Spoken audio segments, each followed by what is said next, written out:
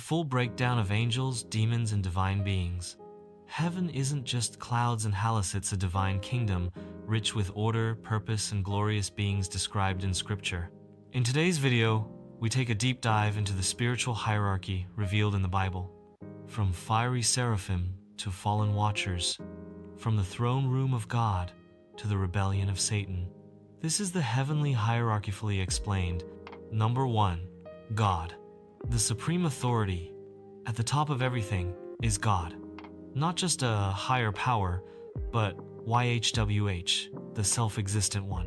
He is called El Elyon, God Most High. He dwells in unapproachable light, seated on a throne, surrounded by unending worship. Every being we're about to discuss was created by him for his purpose. Key scriptures: Isaiah 6, 1, Revelation 4, Exodus 3, 14. Number 2. The divine council. But God is not alone in his cosmic government. The Bible speaks of a divine council, heavenly beings who serve in his presence. Psalm 82 calls them gods, Elohim. Job describes them gathering before God to report. Are they angels, watchers, rulers over nations? Some scholars believe this council included both loyal and disloyal beings, like the one who accused Job. This is the spiritual courtroom, where decrees are made, and sometimes where rebellions begin. Number 3. Seraphim. Closest to God's throne are the seraphim, the burning ones. Isaiah saw them hovering above God, each with 6 wings, 2 to cover their face, 2 to fly, and 2 to cover their feet. They cry day and night, "Holy, holy, holy is the Lord of hosts." These beings blaze with purity, too radiant to gaze upon. Their role: eternal worship and purification. One even touched Isaiah's lips with a burning coal, cleansing his guilt. Key scripture: Isaiah 6, 1, 7. 4. Cherubim. Next are the cherubim, powerful guardians of God's glory. Forget cute baby angels. These beings are living chariots. Ezekiel saw them with 4 faces: a man, a lion, an ox, and an eagle. Their wings spark fire. Wheels within wheels follow them wherever they go. In Genesis, cherubim guard the way to Eden. On the Ark of the Covenant, their wings overshadow the mercy seat. They don't speak, they defend. Key scriptures: Angels, archangels. The most recognized members of heaven's host are the angels, messengers, warriors, and protectors. Gabriel announced the birth of Christ. Michael battled the prince of Persia. There may be ranks among angels, archangels, and chief princes. They appear as men, sometimes shining, sometimes hidden. Hebrews says they minister to those who will inherit salvation, and when the final trumpet sounds, they'll gather God's elect.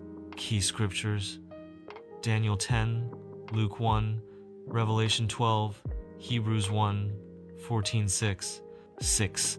Watchers. The Bible and ancient writings also speak of watchers. Daniel says they are holy ones who observe human affairs, but not all stayed holy.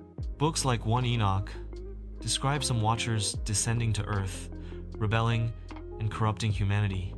They taught forbidden knowledge and birthed something terrifying. This leads us to the Nephilim. Key scriptures: Daniel 4:17, 1, Enoch, extra biblical, Genesis 6:7. The Nephilim.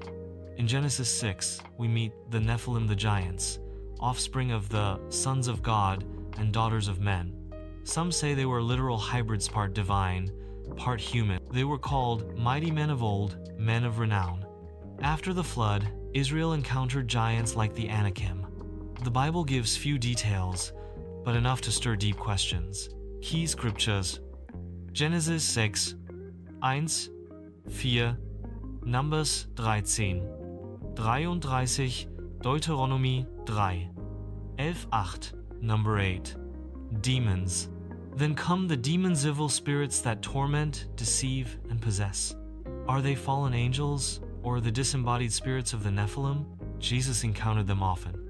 They knew who he was. They feared his authority, and with a word, He drove them out.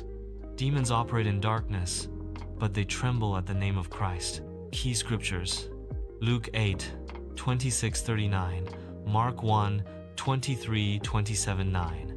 Number 9. Satan, the rebel angels. At the heart of all rebellion is one figure, Satan. He's called the accuser, the dragon, the deceiver. Some say he was a guardian cherub. Others believe he was a prince among angels. He fell from heaven, taking a third of the angels with him. Now, he prowls like a roaring lion. He's already defeated. His final judgment is sealed. Key scriptures: Revelation 12, Isaiah 14, Ezekiel 28, Luke 10:18-10. Final judgment, new order. The Bible ends with a new beginning, the New Jerusalem. God dwells with humanity. Angels surround the throne. Every tear is wiped away, and all rebellion, human and heavenly, is judged. Until then, we walk by faith, knowing we are part of a cosmic story, a story of light, glory, and the victory of the King of Heaven. Key scriptures: Revelation 20:22. Now that you've seen heaven's hierarchy from the throne to the abyss, what stood out the most to you? Drop a comment below. If you found this eye-opening, like, share, and subscribe for more deep dives into biblical truth. And remember, the King is coming, and his kingdom will have no end.